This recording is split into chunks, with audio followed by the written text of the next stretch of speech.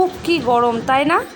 আর এই এত গরমে বাইরের থেকে এসে যদি এরকম এক গ্লাস ঠান্ডা ঠান্ডা আম পানা শরবত পাওয়া যায় কেমন লাগবে বলুন তো। বাড়িতে বানিয়ে রেখে দিন, আর বাইরে থেকে যখন কেউ ফিরবে তখন তাকে এক গ্লাস করে বানিয়ে খাওয়ান, দেখুন তার মন প্রাণ জুড়িয়ে যাবে।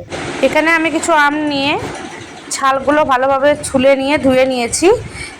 এর থেকে অল্প কিছু আম নিয়ে একটু সেদ্ধ করে নিয়ে মিক্সির মধ্যে দিয়ে বেটে নিয়েছি।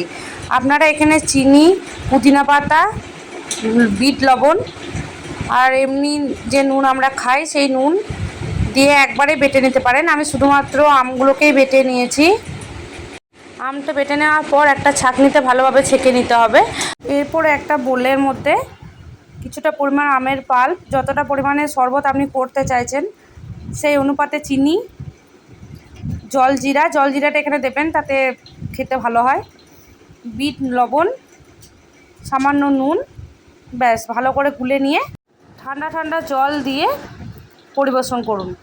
আর এখানে আমি দেখুন কিছুটা পরিমাণ গুঁড়ো চিনি, একটু মাত্র লঙ্কার গুঁড়ো আর কিছুটা নুন দিয়ে ভালো করে মিশিয়ে নিয়ে গ্লাসটা একবার জলে চুবিয়ে নিয়ে, এখানে আমি শরবতের মধ্যেই চুবিয়েছি, আপনারা এমনি জলেও চোবাতে পারেন, এভাবে লাগিয়ে নেবো, তাহলে দেখতেও বেশ সুন্দর লাগবে।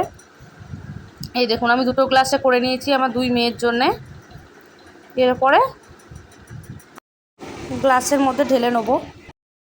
আমার আম পানা তৈরি কমপ্লিট। এরপর আমার মেয়েরা স্কুল থেকে এলে ওদেরকে আমি দিয়ে দেবো। দেখুন ওরাই খেয়ে বলে কীরকম হয়েছে। এই এত রোদের মধ্যে আপনারা যারা বাইরে বেরোন তারা এইভাবে বানিয়ে খান, দেখুন লু লাগবে না। হ্যাঁ, এটা স্বাস্থ্যের জন্য ভীষণ উপকারী। আগেকার দিনে মা ঠাকুমারা এইভাবে আমাদেরকে বানিয়ে খাওয়াতো, আমিও আমার মেয়েদেরকে এভাবে বানিয়ে খাওয়াই। ভালো লাগলে লাইক করবেন, দেখা হচ্ছে পরবর্তী ভিডিওতে।